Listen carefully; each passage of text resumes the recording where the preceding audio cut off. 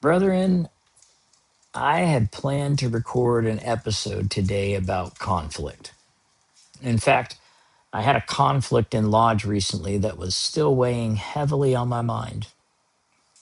And like most conflicts, it seemed important at the time. Feelings were hurt, words were exchanged, pride got involved.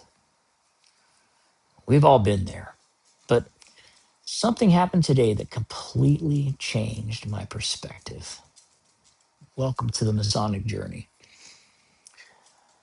I was on a service call for an elderly couple. The wife mentioned that her husband was on a hospice care. After I had completed my inspection, I went inside to talk to her about what I found and got a chance to sit down and talk with him. His name was Bill. Bill is 92 years old. As we talked, I learned that he had served in the army in Germany not long after the Korean War. He had wanted to become an Air Force pilot, but things happened and he was turned down at the time. And later in life, he actually became a pilot, anyways, and spent decades flying a prominent businessman from Springfield around the country. It was a fascinating conversation. Something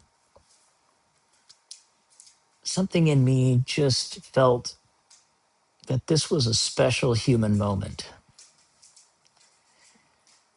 So a little bit later, while I was working in the garage, his wife noticed my Scottish Rite tattoo and asked me if I was a Mason. I told her yes. She smiled and said, Bill is too. Suddenly, the service call wasn't about garage doors anymore. It turns out Bill's actually a member of my lodge. He's been a Mason for 62 years. He was super proud of his 50-year certificate, and I noticed that it was 2012 that he was actually awarded it. And he's a Shriner as well who spent years flying children to hospitals so they could receive medical treatment. He actually won a Golden Crutch Award. He was so honored by the Shriners. He dedicated countless hours to serving others. I asked her if I could go talk to Bill again because I realized he was a brother. She said he would love that. So when I went back into the house, I walked up to him and I gave him the grip of a master mason. The moment I gave him the grip, he recognized it, and tears immediately filled his eyes. Think about that for a moment.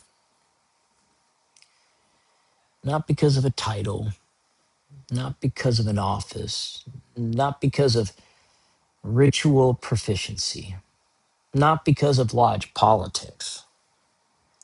It was a simple reminder that he belonged to something bigger than himself, a reminder that he was still a brother, a reminder that he had not been forgotten.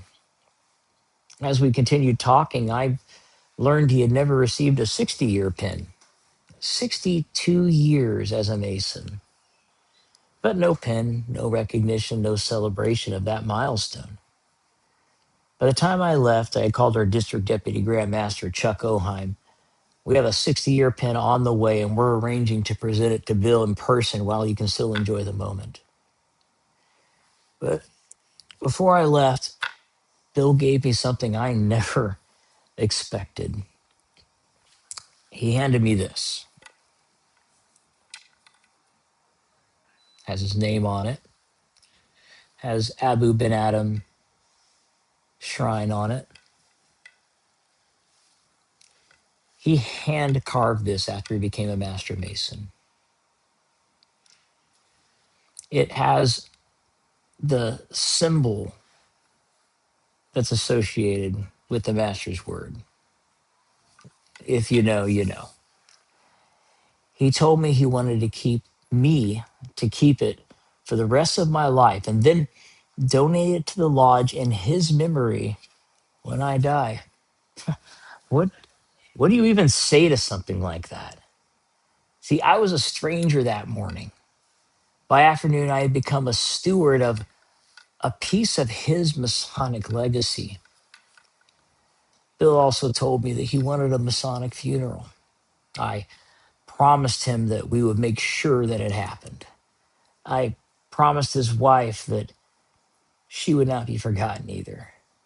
Because that's what Masons do, or at least that's what we're supposed to do. As I drove away, I couldn't stop thinking about the contrast between yesterday and today. Yesterday, I was frustrated about conflict. Today, I was sitting with a dying brother. Yesterday, I was focused on disagreement. Today, I was focused on duty. Yesterday, I was worried about being right. Today, I was reminded about what really matters.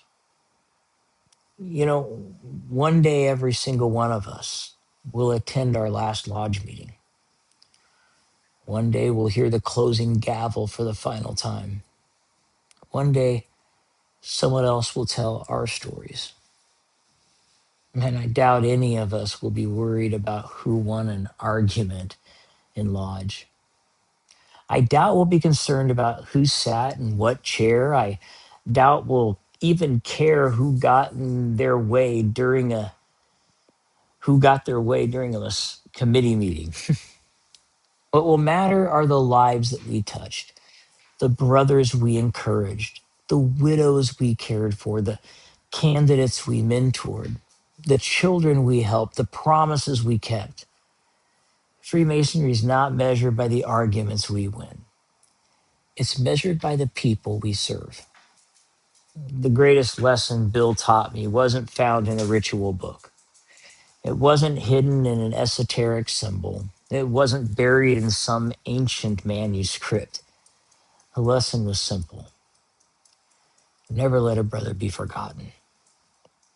Not the brother who can no longer come to lodge, not the brother in the nursing home, not the brother on hospice, not the widow sitting alone after her husband is gone. Never let them be forgotten. Because at the end of the day, the things that really matter are not the things we often spend our time arguing about.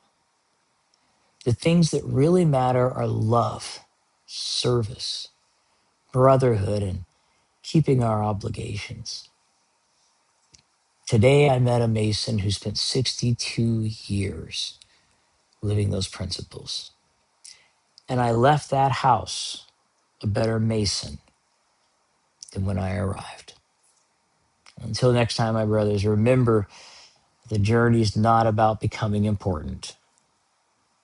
The journey is about becoming useful. Travel well, my friends.